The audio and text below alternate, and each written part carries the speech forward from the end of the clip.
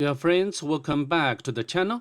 Today we'll be diving into Narnia series, a war game from OverTheWire, which is designed to sharpen and improve your cybersecurity skills, specifically buffer overflow attack.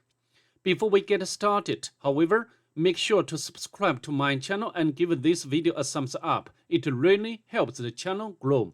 Now, let's jump in and start hacking away through this Narnia series. The level I'm going to do in this video will be level 0. Of course, I have to admit that many guys would be intimating to this series because this involves complicated buffer overflow attack techniques. Anyway, I will try my efforts to perform this series. Okay, so now we can head over to Kali Linux. First of all, we need to SSH to the target. Let me grab the command. We can hit enter. And the password for the user Narnia 0 is the same, Narnia 0. We can press keys Ctrl Shift and L to clear the screen. Then we can get a bigger space on the window. As we know, this series, all information what we want is located in the directory Narnia. And we can run ls with options of ALH altogether. You know, I think you can notice all file names prefixed with Narnia, and they are all highlighted in red color because of their SUID bits. Okay, and also we can notice each file has its corresponding code in C programming language. At this moment, I think we just can access the first two files. If you use the file command to get its type, as you know, this is 32 Linux executable. But fortunately, we can get its source code from the second file below this binary. So now we can have a look at this source code. And here, of course, this is description and import or include library. You know, this is the usual piece of code for C programming language. And then here in this code, there is only one function. And every C programming language has a main function and define the type of the returned value, int. And here, this block is what this function will do, or what the main function will do. And the first in the block, the first define the variable val, and the value is 4141. I think this should be A, capital A, and the type is long. And also define the char. And at this moment, you know, no value has been assigned to this variable. Just you know, tell the machine or tell the computer to allocate the memory locations or memory you know, range. So, or you know, in other words, our computer will allocate consecutive memory addresses to this buffer, okay, this array, and its size is 20 bytes. Okay, as you know, each character has or is a 1 byte in length. And the next 2 lines just print out some information, correct values, the vals value from this one to this one. So because this is after all, this is the level 0, the program itself has already told us what shall we do next. We need to set the value of this variable from this one to this one. And here is your chance. And then, this is another function of C programming language. This will accept or receive user input. And here, it means that will allocate 24 bytes, or as each, just I mentioned earlier, each string is 1 byte in length, and the value user input, the value of user input would be assigned to this variable. But hold on, guys, do you remember here the buff, this value just will be allocated 20 bytes.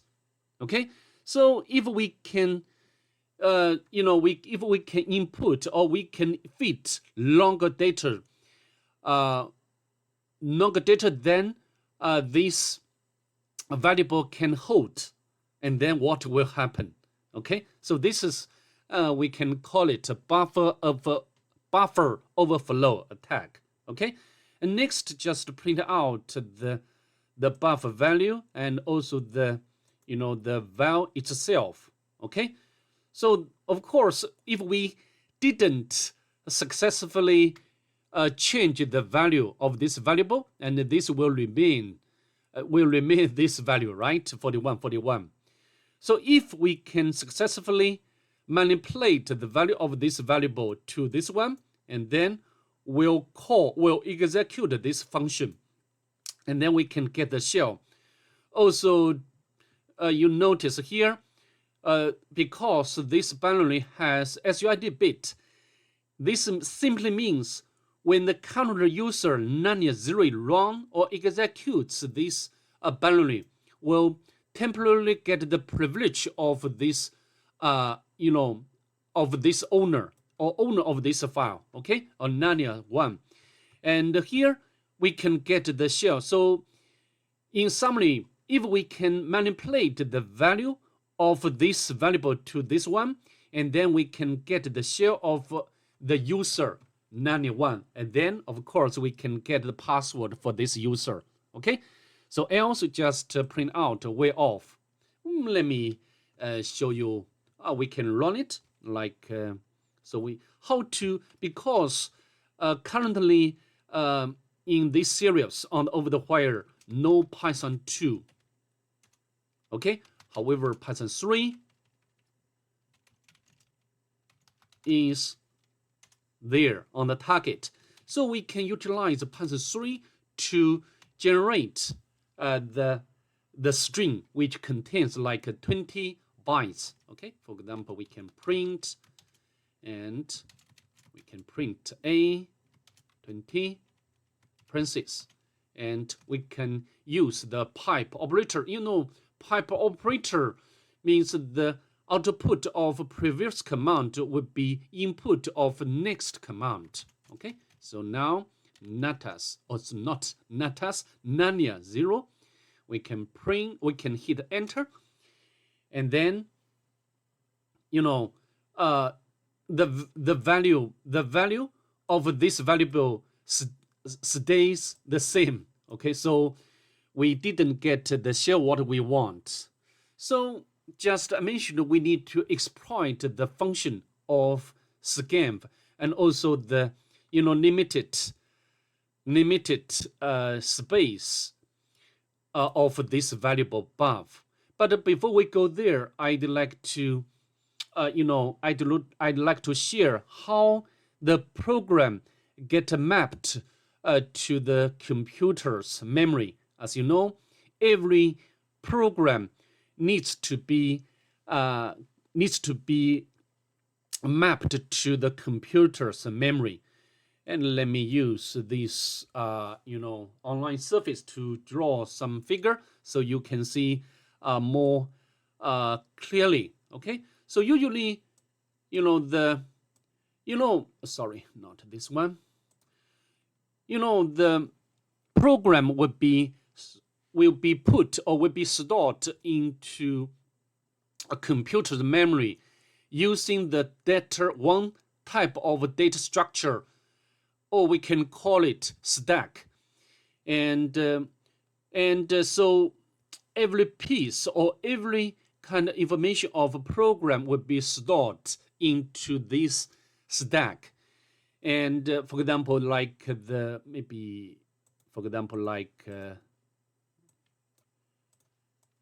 arguments, argument 1, and we can copy, and argument 2. Of course, in this case, we do not need to care about arguments because this function main doesn't take any arguments. Okay, and also we need to care about returned address or the instruction to execute it next. So returned address. Okay, and then would be, for example, like local variable. So this case, we just pay attention to local variable. For example, as we know from this piece of code, this variable is declared first, and because in the stack takes this methodology to store information, the data would be starting from the high memory address. Sorry, so what's going on here? Sorry about this. And so maybe so this one, no, and I can use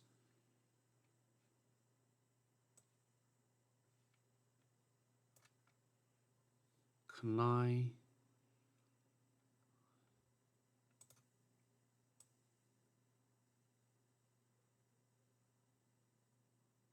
Okay, so at the bottom would be high memory address, high memory address, and point towards low memory address. Okay, so in this case, because the variable val is declared first, so this would be put in this, or would be put in here. Okay, maybe I can, so the var, and then another, or not, so we can,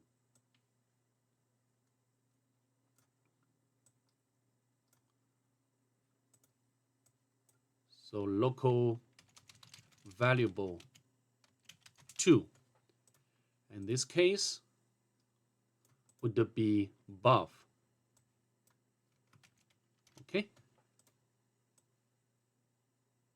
Of course, there's some other information like a register, but here I do not, mention them here. Okay, in this video.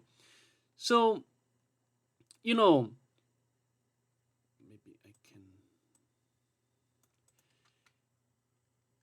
And this variable right now is set to 4141 or A, right? Multiple A.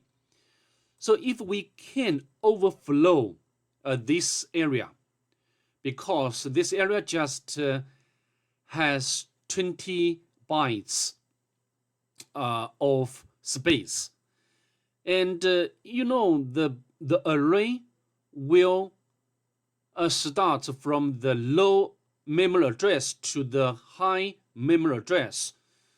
In other words, if we can put more or longer data than this space, and then we'll overflow this area. Okay, so 20 bytes. So if we can fit data which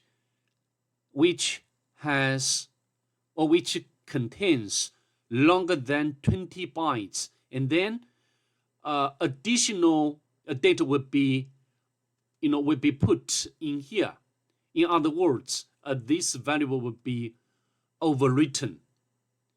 Okay, so I think I've already explained the principle of our exploitation. So now let's go back to implement it. Let me connect it, the target machine again.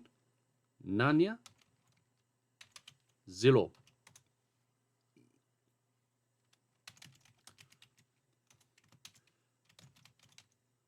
So how to fit longer data than the space which which this variable can hold?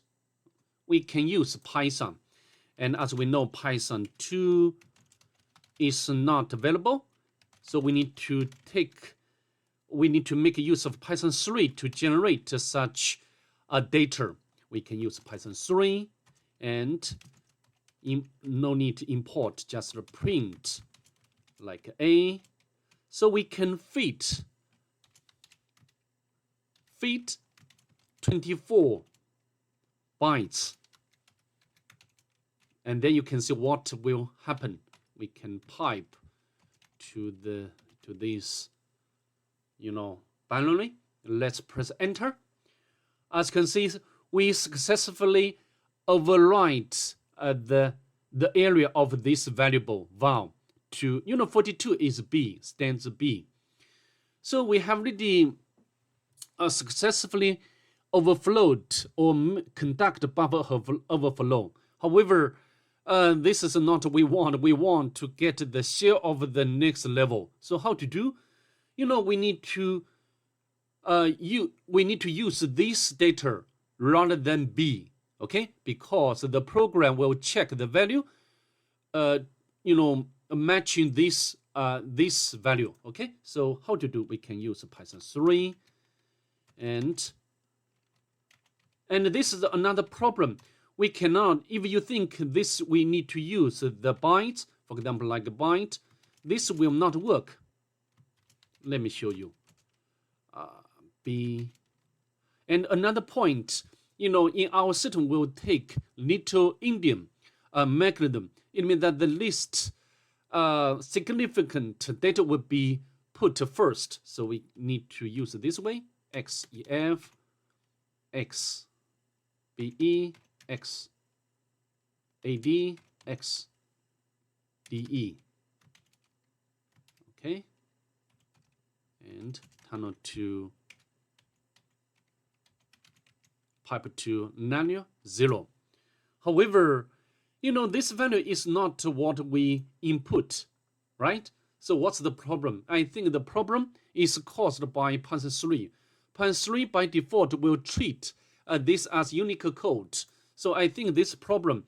So instead, maybe we need to use the system module. Let me show you. We can import sys module and sys and sys.stdout.buffer.write or buffer.write, and we do not need to use the print.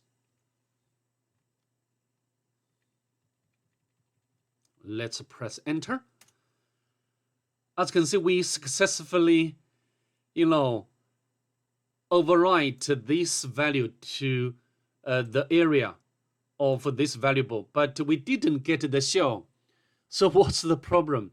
Actually, we have already got the shell, but it automatically quits because it reaches the EOF or the end of life.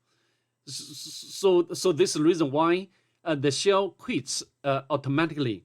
So to prevent to prevent such automatic quitting, we need to use a cat to capture the stand input. So how to do? It's very simple. We can use the cat command and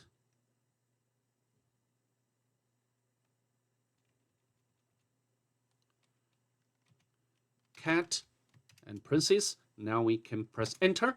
Now, as you can see, the shell didn't quit automatically. We can run ID. As you can see, now we are still a user, Narnia 1, and then we can get the password, no problem, without difficulty. So Narnia pass, Narnia 1. Okay, so I think I've already done this level successfully, although this is the level 0, but it involves so many knowledge and techniques. So anyway, that's pretty much it. I'd like to see you in the next one. Bye. Have a nice day, please.